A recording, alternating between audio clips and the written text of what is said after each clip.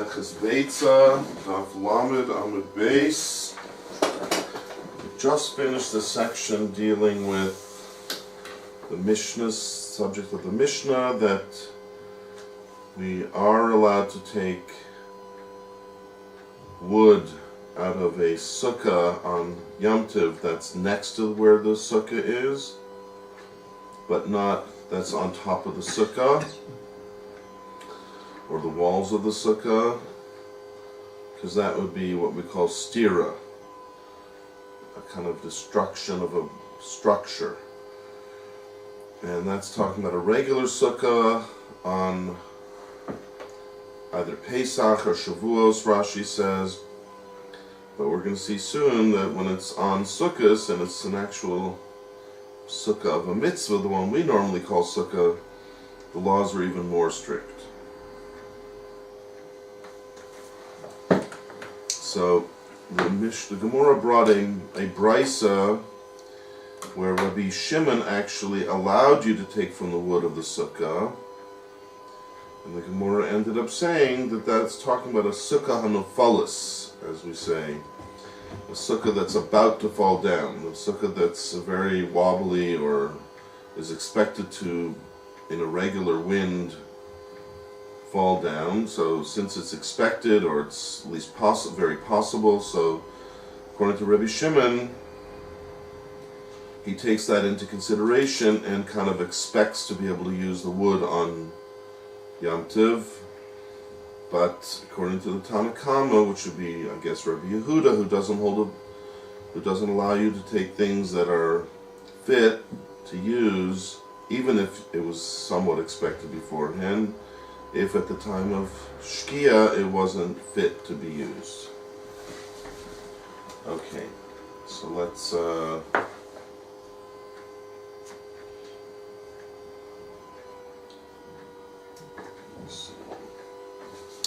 Rabbi Shimon, who doesn't hold the mikvah, I read somewhere where he believes that the wood of the mikvah, or the sukkah, is muktzah.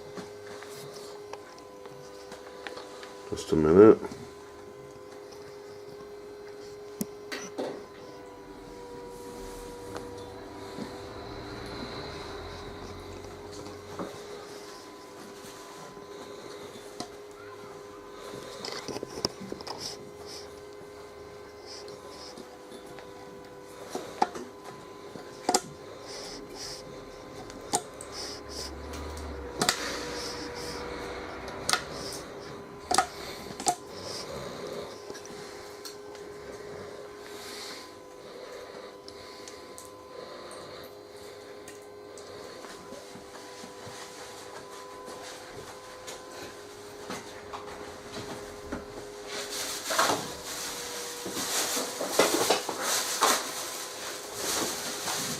Okay, so sorry, what are you asking now? Just a little confused because Rabbi Shimon, he doesn't hold the mikvah.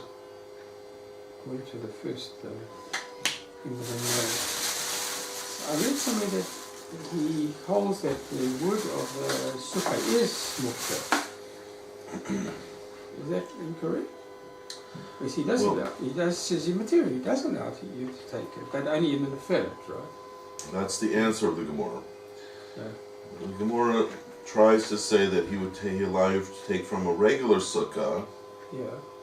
Once it's fallen, it's something that is good for usage, so why not let you use it? What about, I see, like the oil in the can. Right, but then the Gemora says, but you can't really compare the two, because the oil, he's expecting it to be available at some point in the future, but the sukkah, normal sukkah, doesn't fall down, so he's not expecting it. And so the Gemora, it proposes that he's only going to allow you to use something that wasn't usable before, but is usable now, if it was somewhat expected to become useful. Right. So the Gemora says, if that would be the case, then we have to suppose that it's talking about what's called the sukkah ra'ua, a sukkah that has a tendency to fall down because it's built improperly.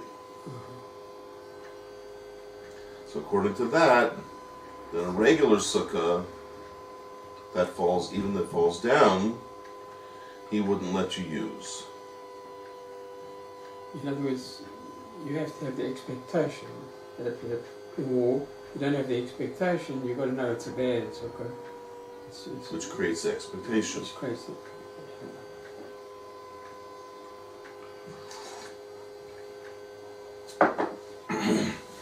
But it seems that the expectation here is different to, like it says that people sit and wait for their candles to go out.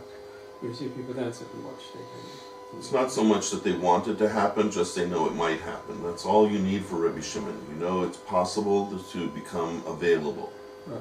So it's about that possibility, according to Rabbi Shimon, when a person knows it's possible, and maybe even probable, so then he expects it might happen, and therefore it's in the back of his mind that it will become available.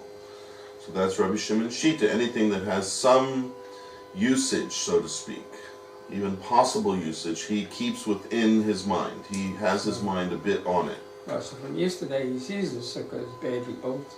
There's a possibility that it's going to fall down, therefore he allows it. Right. Okay. But a regular sukkah, he wouldn't. Yeah. Because he has to know it's possible it's going to break down. Right.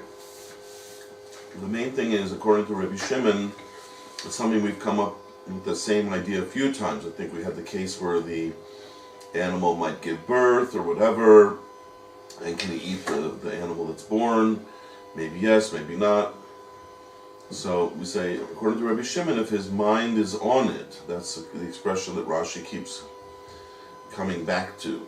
If his mind is on it, then Rabbi Shimon says that's enough. Whereas according to the other Shita, Rabbi Yehuda or whatever, it doesn't matter if your mind was on it. If at the time when Shabbos came in, it wasn't fitting, that's it. It's sort of locked into that set-aside status of muksa that you can't use it. So the Tanai is the expectation. Tanai meaning we know that he has to have that condition fulfilled before he'll allow you. It's not like we're going to see afterwards in regarding a sukkah of a mitzvah, there's another kind of a Tanai where we actually speak out a Tanai before Yom Tov starts. That's not what we're talking about here. Here we're saying even if you didn't make a Tanai, but in the back of your mind there is this idea that you can use it. So anything that you have even a vague interest in using, according to Rabbi Shimon, never becomes muksa. So that's all we need, is that there's a possibility that it will be usable. So all these different things go into that category. A candle that might go out, and the shema might become available, the sukkah might fall down. The difference is that a regular sukkah, we don't say, even though it's certainly possible that a regular sukkah will fall down, but it will take a very unusual wind or some unusual circumstance to make it fall down. So that's not called that it's in his mind that it might happen. So how would he theoretically hold about the savasa, the bundles on top of the... Because that is mukta. This is something that we've spoken about before called otsar. We said, according to Rabbi Shimon, under normal circumstances, something that you've set aside to be in a sort of a storage situation where you're not planning on using it is still in your mind, you know it's available. The difference being in that case that you don't need a change in circumstance to make it available. So it's just the fact that you've placed it far away in a storage area that tends to set it aside. So we say, according to Rabbi Shimon, that doesn't matter. The fact that you know it exists, you know it's available, you know it could be used, it is usable, makes it available. Whereas over here, since at the beginning of Yom Tov, there was an Isser involved in using it. If you want to use the Atzei Sukkah, you have to take apart the Sukkah. You have to do stira to the Sukkah if you want to take apart the Sukkah, if you want to use the wood of the Sukkah, so that we say even Rabbi Shimon would draw the line. Rabbi Shimon's not going to let you do an Isser to take wood. So then we say, look, if when Shabbos came in, it really wasn't something you had in mind, because, or Shabbos or Yom Tov, because it would have taken an Isser to use that wood. Well, now that it's actually available, its situation changed entirely because it fell down, and now there's no Isser of stira in the way. So can you say that he allows you to take it because it's something that is available and it's usable, and we thought Rabbi Shimon allowed you to use all of those kind of things? Say no. Here he agrees. If when Shabbos came in order to use it, you had to do an Isser, then he would never let you use it even after the Isser goes away, unless it was an expectation that it might become available. But all the other things, Otsar, all those things, there was no Isser involved in using it. It's just far away from the normal realm that he lives in. He's put it far away in a storage area. So that most people would say, look, why did I put it in a storage area? Because I don't want to use it. So if I don't want to use it, I've sort of set it away from myself. I can't use it on Yom Tov because I've sort of physically set it aside. But Rabbi Shimon doesn't hold it that he doesn't hold it. If it's actually available and usable and just was remote, that doesn't bother him. It does bother him if there's an Isser in the way. Now even if the Isser goes away, but when you were expecting that to happen, yes, no, no, yes. Depends on his mind. Mm-hmm. If he knows it's going to happen. Again, he doesn't have to know it's going to happen. He's not a Navi. He may have even hoped that it would stay up. But he knows the condition, he knows of the possibility of it. I would say that it can fall down in a normal wind. If it has to take an abnormal wind to blow it down, that's not expected. If in a normal wind it might fall down, not that it would for sure fall down, but it might fall down, I think that would be enough for Rabbi Shimon to say it was in the back of his mind to use it.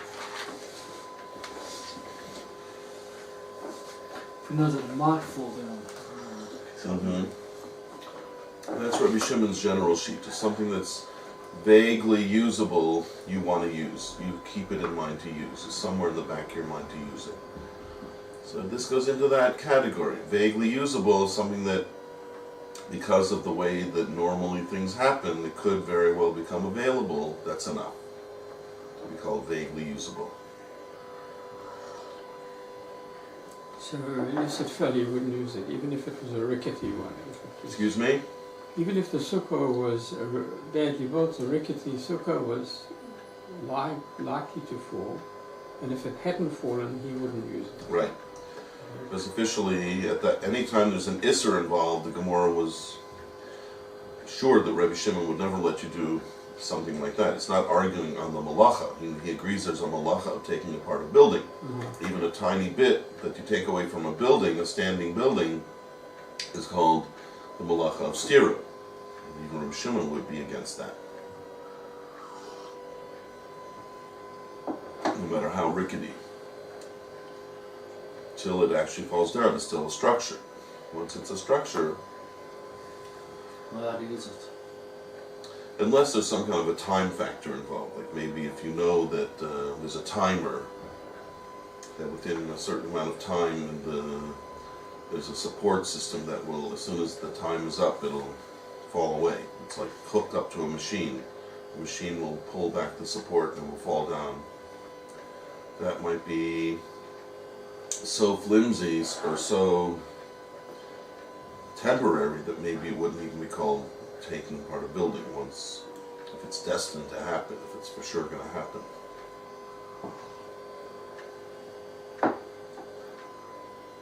I'm pretty sure while it's still standing, any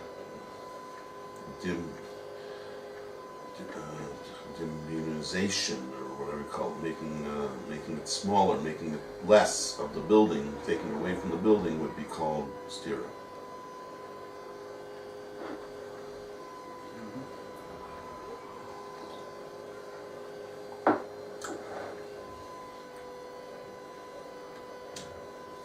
Okay? Right. Good? shall we start the new section then? Yeah. So as long as he has his das on from before. That's Rabbi Shimon Shita. You have to have das. It's not like he lets you use anything under the sun. It has to have been some kind of das beforehand. But he's machadish that you can call a certain level of das even when things are vaguely within your reach. Even an otzar, which has been pushed away, and he didn't really think to use it, it's still called vaguely within his reach. So it's still called something he would think to use in a sort of a very subliminal way. And here too, some kind of expectation that it may happen, so therefore his mind is on it to some extent. That's Rabbi Shimon Shita. A person's mind is on something which he could get usage from. Not ready to part with it.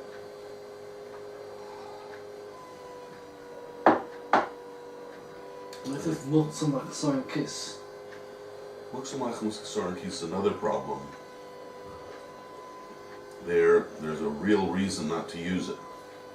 With these other things just sort of out of my reach, or I pushed it away, or for a while it wasn't available because there would have been an isser.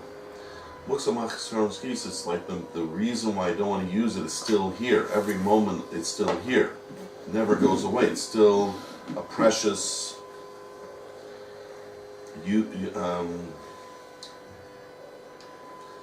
it's some kind of a precious object that you don't want to become ruined. A moil doesn't want his knife to be ruined. The lumber fellow doesn't want the lumber to get ruined. Anything you don't want to get ruined because it will cause you a financial loss, and you're very careful about that, right? You don't want to suffer a financial loss.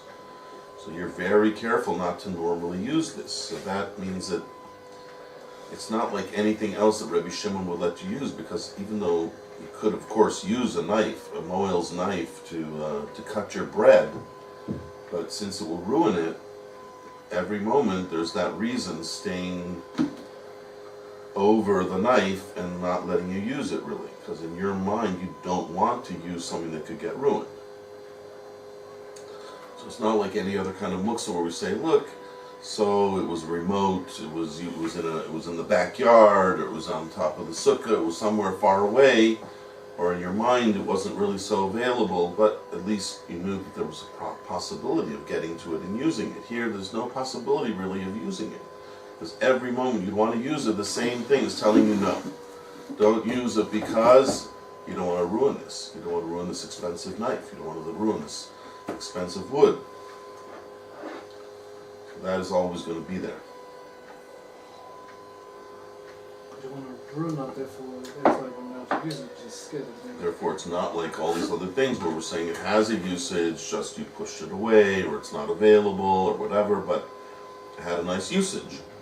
Here it doesn't really have that usage. Yes, it's possible to use it, right? You can use a woman's diamond ring to cut glass, right?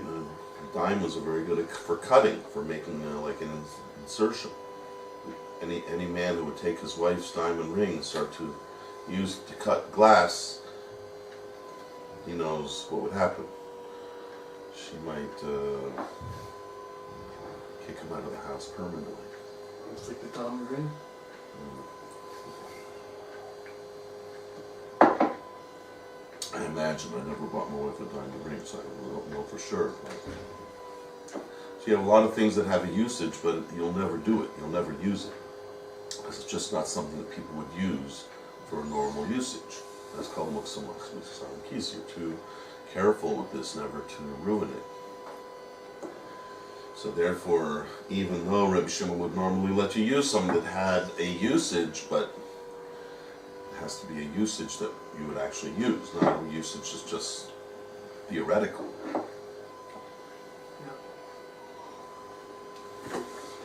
Television or a PlayStation thing is all some Well, now getting into very tricky territory.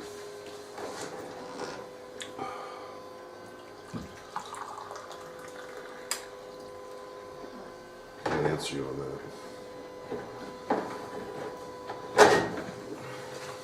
All right. Are we ready to progress? Yeah. Can we just start with this, just before the double dots? Where would you like to start? The shivim.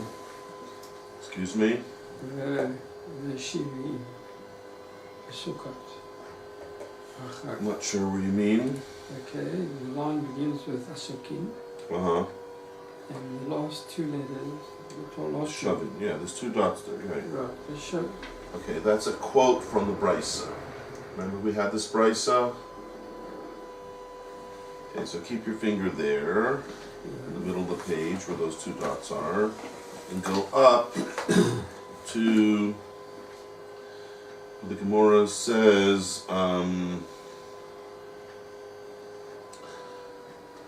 it's actually the 7th line of the Gemora. The first word in the line is Beitsa Raisa. See that line that starts with Beitsa Raisa? Yeah, not over here.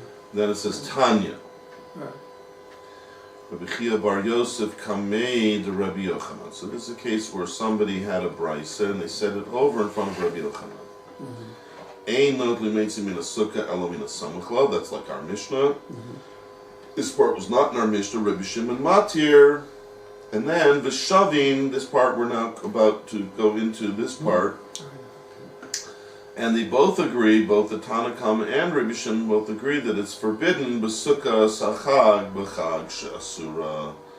If it's an actual sukkah of the chag of sukkahs, the regular mitzvah of sukkahs, then it's for sure asur to take from the wood of the sukkah, even if it fell down, I suppose.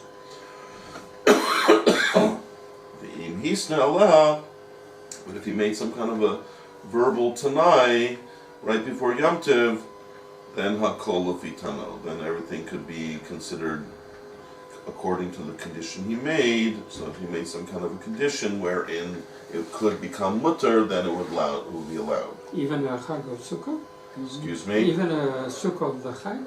That's what we're talking about. So how would That's what our Gemora is going to discuss. Oh. That's what our this is what our Gemora is going to discuss. But There's if two it- parts to this. It's really, we'll call it the Seifa of the Beitsa, right? First part of the Beitsa, like our Mishnah was talking about, a regular sukkah on Pesach or Shavuos, where it's just a nice, what we call a gazebo, right? Some kind of an outdoor structure where you could sit and enjoy the air, enjoy the outdoors, and still be within a structure. But we're saying now, but everybody would agree if it's the real thing that we normally call sukkah on Chag HaSukkos, when we have a mitzvah sitting in a sukkah, we built a sukkah, and we're sitting in that sukkah, everyone agrees you can't take from the wood of the sukkah. So how does Which means that Rabbi Shimon, who a minute ago said if it falls down, that's what the maskana of our sugya is, if it was a sukkah that was going to fall down, and it did fall down, you're allowed to take from it. Here, Rabbi Shimon would say you can't take from it. That's what it seems to be saying, because it's the same brises. This all one brisa. The first part of the brisa, we said, well, Rabbi Shimon lets you take from the wood. We said, what? He lets you take from the wood when the sukkah is still standing? It's an isser deraisa of taking apart a building. We said, no, it must be after it fell down. How could he let you take it after it falls down? It's like the Shemen Shabbaner, but then the Gemara said, no, Shemen Shabbaner, he expects it to happen. This he doesn't expect it to happen, so we're talking about a sukkah that was expected to fall down somewhat. Right? Like we just explained, it's a wobbly sukkah. So, now that same brisa that was just saying Rabbi Shimon would let you take from that wood, from the sukkah that had fallen down, that you wanted, that you knew it might fall down, he's the same Rabbi Shimon that now admitting to the Tanakama that you can't take from the same kind of wood after the sukkah even fell down, if it were on Chag HaSukkos itself. If it were on Chag HaSukkos, and it was, the wood that we're talking about is from the sukkah that you really were using for the mitzvah of sukkahs. That's what this Bryce is saying. Everybody agrees that it's asur. Unless you made a tanai. If you made a tanai, then it could be, according to what your tanai was, you could maybe use it. So first it seemed like there's a problem between the both prices. This one and... First of all, there's only one brisa. I just read it. If you want to reread it, I welcome you to reread it. So I want you to be familiar with this Beitsa and not to consider it a strange Beitsa that you haven't never seen before. We've seen it before, and now we just reviewed it, and if you want to review it again, be my guest. I will wait to go on until you're familiar with this Beitsa.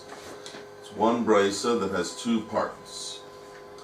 First part is talking about a regular sukkah on Pesach or Shavuos, like Rashi said in the Mishnah. That's what our Mishnah was also talking about. There we let you take from either samach to the sukkah, according to the Tanna Kama, or even the sukkah itself, according to the Rabbi Shimon. Although the Gemora makes an ukimta at the end to say it's only after it fell down, and it was a wobbly sukkah to begin with. But that same kind of allowance that Rabbi Shimon lets you take from that wood, at least after all these things happened, he wouldn't let you take from that wood if it was in Chag Sukkos and it was a kind of a sukkah that had been used for the sukkah. I'm just in trouble with the Tanai here.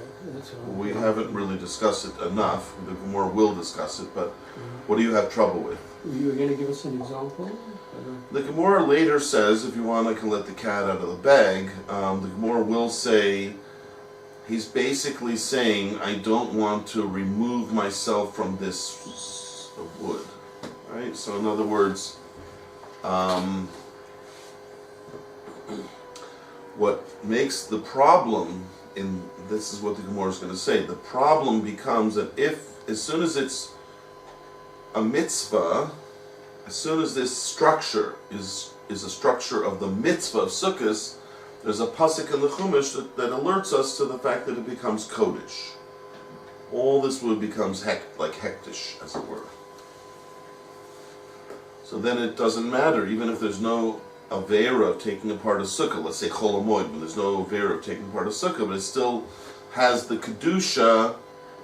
I mean, imagine it belonged to the Beis Hamikdash. So of course I couldn't take something that belongs to the Beis Hamikdash and use it for my own personal usage. That's called me'ilah. So even though here it's not really hektish, but it is in the sense that the Torah says treat it like that. Treat it as if it were hektish.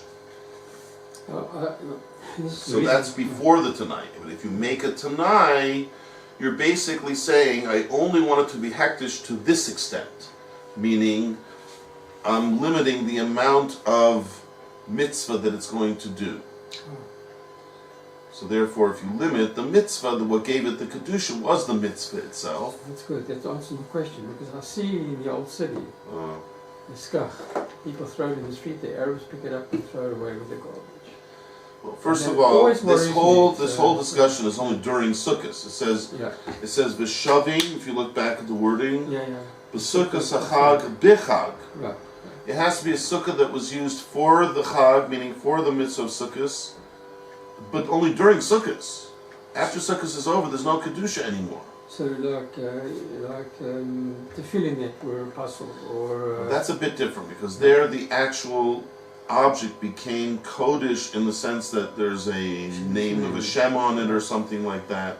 Tzitzit and stuff like that? Tzitzit is different. Tzitzit is different. There's no name of a Shem on tzitzit. It's what we call bizui mitzvah. There with tzitzit you have a problem that you don't want to degrade the mitzvah. So while it's the actual mitzvah, you're not supposed to degrade a mitzvah while it's actually working as a mitzvah. But after the mitzvah is no longer there, you've taken the tzitzit off, so officially you'd be allowed to do stuff with it, but we like to be mechabed it, and we try not to do anything that's like just throwing it in the garbage. So there are people who say you should be careful with the schach, but not, again, once the mitzvah is over, there's no kedusha anymore in that schach. But it was used for a mitzvah, so there's like an unspoken gratitude, if you will, of treating it nicely because it was something that just a moment ago was helping you do your mitzvah. But I remember hearing, so officially you're allowed to throw it away. But I think I remember hearing that the Chassam Sofer had two Bacharim who he was farhering, he was testing them to see if they would be appropriate for his yeshiva right after Sukkot. And one of them, after he finished talking to him, he watched him leave, and he walked right over the schach that was like lying on the ground, like trampled on it. And the other one sort of avoided it, tried not to walk directly on it. He said, that's the one I want in my yeshiva. It's a sensitivity to the mitzvah. It's more like... because of the Rishuma, what's it called, like the vapor let.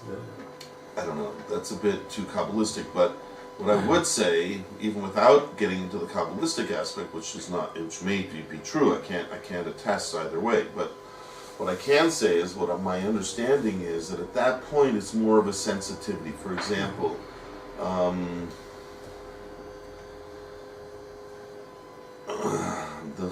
it sounds a bit far-fetched, but the Kutzker Rebbe never used to throw any of his garments out. He had like closets full of stuff that he didn't wear anymore. It wasn't really fit to wear.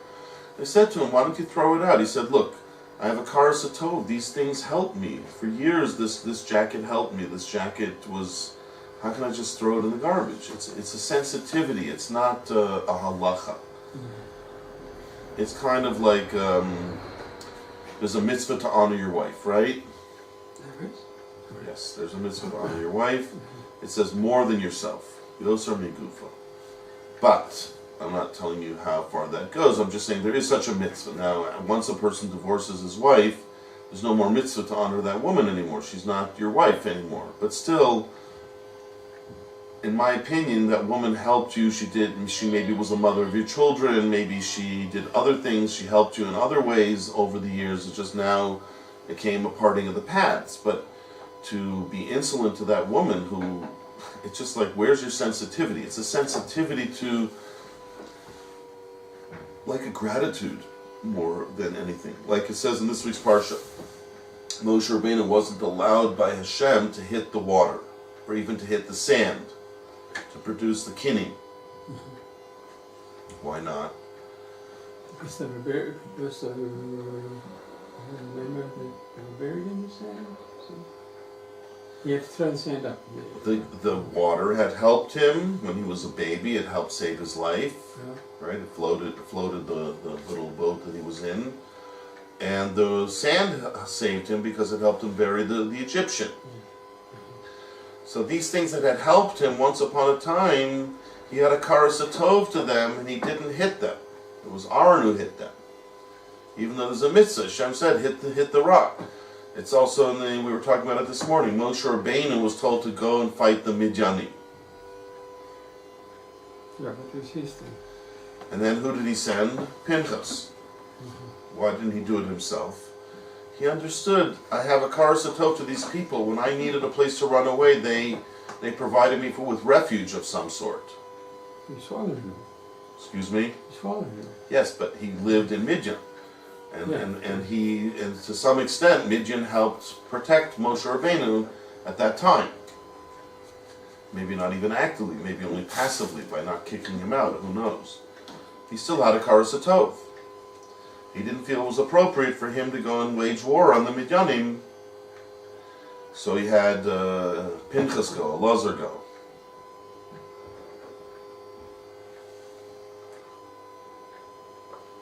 It's a sensitivity. This thing helped me. How can I treat it so callously?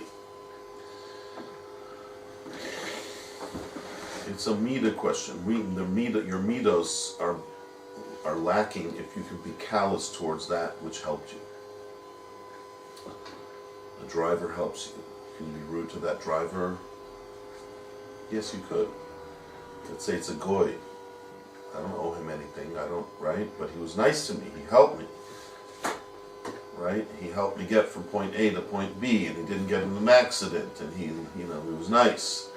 I have a Kar Satov to him. So it's a Midas question. It's something that a Jew should have a neshama that feels the sensitivity of the need to be careful and to be considerate of that. But it's not the same as when something's an actual mitzvah. You don't want to degrade it.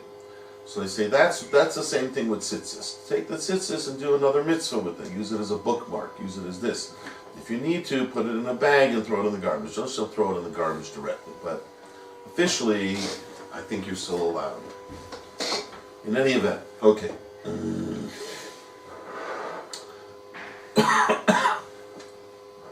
Why don't we start the new section then? If we're familiar enough with the Beitsa to go into the new section. Have you reviewed reviewed the Beitsa adequately, Shirley? But that's on Shabbos. Excuse me? That's on, yeah. Okay, but I'm saying we now have a Beitsa that we're trying to discuss. Shoving. The part of the Beitsa says shoving. Mm-hmm. And that's the part we're going to be discussing now. You familiar enough with that? Yes, I think Shimon agree about the Sukkot of Chag itself. Okay, but everybody agrees, right? It's It awesome. really means, like you're saying, that the Chiddush is that Rabbi Shimon will agree it's Asr. The other case he said was Mutter. This case he'll agree is Asr. But at the end of the day, everyone is going to agree on this halacha. Okay? Yep. Shall we start the Gemora then? Yep. Sure. Okay. Who would like to read the Gemora and who Rashi? Well, Happen to Rashi. yeah, I think. Yeah. And, so, me, that's it? Yes, Umi. Me, that's a question. Right. Mahani Bar Tanai. So, from these. No, not from. This is an actual verb, although you're right. There is a word hani, which means these, and therefore it is confusing. But there is a verb, mahani. What does it mean, Sruli? Honey, who is it? No. Read the sentence in the Gemora, Sruli. ושווין בסוכס אחר שהוא אסור ואם היסנה עליה כל פתמה. מי מהני בה? Mahani means who helps. That's right. See, Sruli is a very big source of words here. He just engages himself here. Who helps? No, not who. Me would be who if it was Hebrew. Is this a Hebrew sentence? It's an Aramaic. Aramaic. Means what and what? No, it's just creating a question. Like sometimes we have the word v'chi as creating a question. Umi creates a question. It's like at the end of a sentence you have a question mark. Do you want to translate that question mark? We have a question with a question mark at the end. Do you translate the question mark? Translate the question. You just intone it as a question. When you see that question mark, you know it's a question, you intone it as a question. Yes. You make sure to read it like a question. But that's all the question mark does. You don't try to translate it. There's no translation for a question mark, right? Mm-hmm.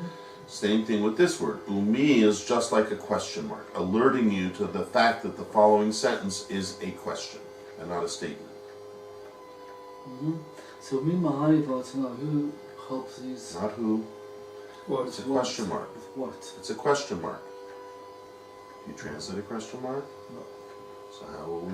We'll just leave it as a question mark. We're not going to translate it. Mahani Bar. Me Mahani ba. So ignore the me.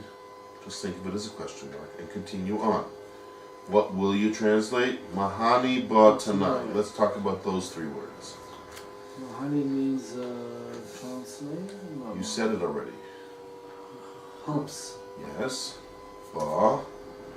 And that means Okay. In this case of sukkah, tanai. a tanai. What's a tanai? Condition. Right. Now, where did we see that it said the condition helps? Did you see anywhere where it said a condition helps? Rabbi Shimon. No, it was after Rabbi Shimon. Then we said v'shaving. Everybody agrees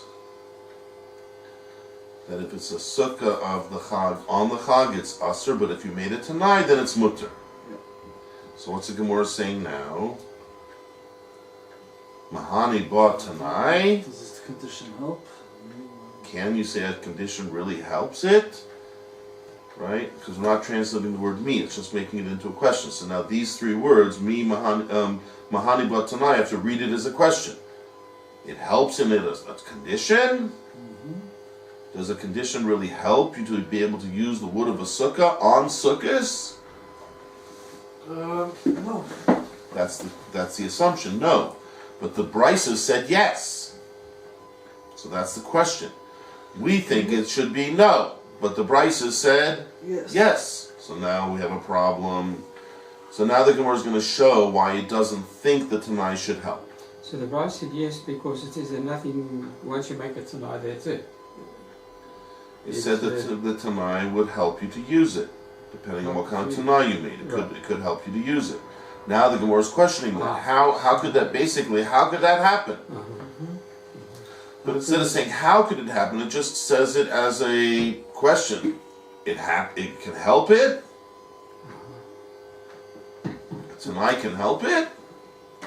How is that possible? Because look what we find. When we look into the Kedusha of a Sukkah, we find the following. Okay, so we carry on. Amarav Amarav Sheshes. And this. But didn't, is like makes it into a question, right? Also the Hey can make it into a question. Didn't Rav Sheshes say? Sheshes say Mishum Rav Akiva. Rabbi Akiva. A very strange combination, by the way. Rav Sheshes is an Amora, not even a first generation Amora, like a second or third generation Amora. And he's quoting Rabbi Akiva. That just shows you that many things that we learn about the Tanoim, we find out from the Amoraim. It doesn't usually happen that an Amora will tell us what a Tana said, but here you have it. Rav Sheshes is telling you something in the name of Rabbi Akiva, who lived hundreds of years before him. Well, why is that strange? Because weren't there people earlier who knew what Rabbi Akiva said? And if so, then it should be a Beitsa. It shouldn't be Rav Sheshes the Amora telling me what the Tana said.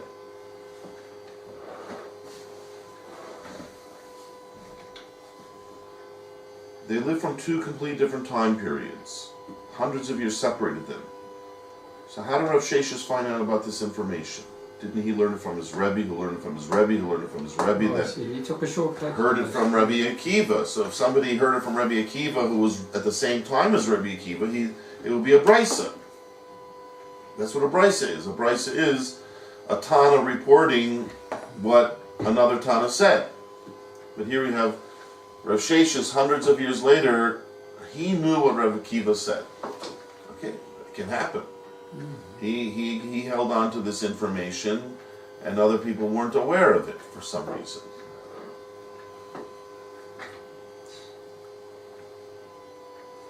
Nine 8C, the Sukkah Shasurin. And from where do we know that the wood of the Sukkah is Asur, Jews? Called Shiva. All 7 days, I guess. If it had no hay on the end, it would be pronounced Sheva. With the hay on the end, it's pronounced Shiva. That's why we talk about someone sitting Shiva. Because there it's with the hay on the end. That's an Aramaic word, Shiva? Sitting Shiva? No, that's a Hebrew word. Called Shiva. It's in the Torah.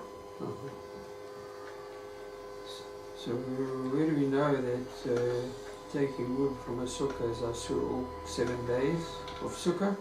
Or using, let's say using sukkah. Shnei Amar, Chag HaSukkah. So, like it says, Chag HaSukkah, Sheva Yamim LaHashem. It says that, and this is a quote from the Torah, that Chag of Sukkah is 7 days for Hashem. Takes 7 days for Hashem. Right, so what's the actual diuk, Rashi? Adam Yeshiv. Nope, that was earlier. We're beyond that. Adam Yeshiv that's also. Okay, just there's a problem of taking apart the sukkah. You can't do that. But once it falls down, then it's a problem of muksa. The Tanna Kama says, I don't let you use it. It was usher at the beginning of Yom Tov. It's usher for the whole of Yom Tov. But he's saying, but if you made it Tanai, so basically, what's your Tanai saying? Just like Rabbi Shimon says, you can use it because you were thinking to use it. That's basically what, according to this Tana, even is saying you could use it because you made it tonight. You made it explicit that from this I want to use it tomorrow. We've had that earlier. Where we said even Rabbi Yehuda will agree if you make a special tonight, you say I want to use this tomorrow, it will help. Okay? For the Isra of Muksa, which is everything in Muksa is depending on what was in your mind, then you're showing what was in your mind. You make a declaration that you want to use it tomorrow if it should fall down, so then it's no question, it was in your mind.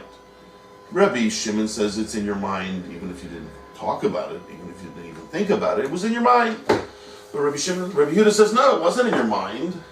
But if you talked about it, we know it was in your mind, so then then it takes care of the Isra of Muksa. But the Isra of Hektish, you can't take care of, according to Rabbi Menashe. He agrees that you cannot better use it. Rabbi Menashe is agreeing to the kasha that if it really would be talking about a regular sukkah during sukkahs where it becomes hektish, that Tanai is not going to help. You're right. The Gemora's kasha was right. You can't make a Tanai to stop that. It's like trying to stop a locomotive with a small bird. What's a locomotive? Train. It's a very fast train. Train is moving very quickly. Can you just put a little birdie in front of it and stop it? No. The bird will get crushed. The Kedusha is coming down over here. You're going to try to stop it with your little Tanai. You're not in charge of this. Hashem's in charge. Hashem is like the locomotive bringing his Kedusha. You can't stop it. That's what Rabbi Menashe is agreeing with the kasha that said you can't stop Kedusha with your Tanai. So you have to say the last part is going back to the whole question of Muksa, and then it makes sense to say that Rabbi Yehuda, who normally says we don't assume you wanted to use it, even if it's a sukkah ru'ur, it doesn't matter, but if you start out usr, it's always usr. If you make a declaration, you can bypass those halachas of Muksa. That's Rabbi Menashe, whatever his name is, Breda Rava, or Amar of Shmuel, according to the Bach. It's agreeing to the kasha. The Gemora, in making a kimta, that the last part of the Beitsa is switching back to the earlier case of a sukkah, which is just a structure that's standing during Pesach or sukkah or Shavuos, but doesn't have any kedusha. Okay, shall we try a bit more about sukkah the mitzvah? Let's continue in the Gemora. Touch. Sukkah the mitzvah lo mihani ba. Loi. Sukkah the mitzvah lo mahani batana. But no, you can't get any benefit there. No, not benefit. Not benefit. Mahani? Mahani, we said, means. Brings you to. We used this word before. Mi mahani. That was the beginning of the Gemora. Mi mahani. And Sruli gave us a translation for that. Remember the Gemora's question? Mi mahani batanai? Shmurala? Ah, yes. Who helps? No, not who. First of all, the mi doesn't make it who. It's a question mark. Helps, right. Helps. So without the who, just say, Does it really help us? does a tanai help? Right. How could a tanai, in other words, how could a tanai help? A tanai helps?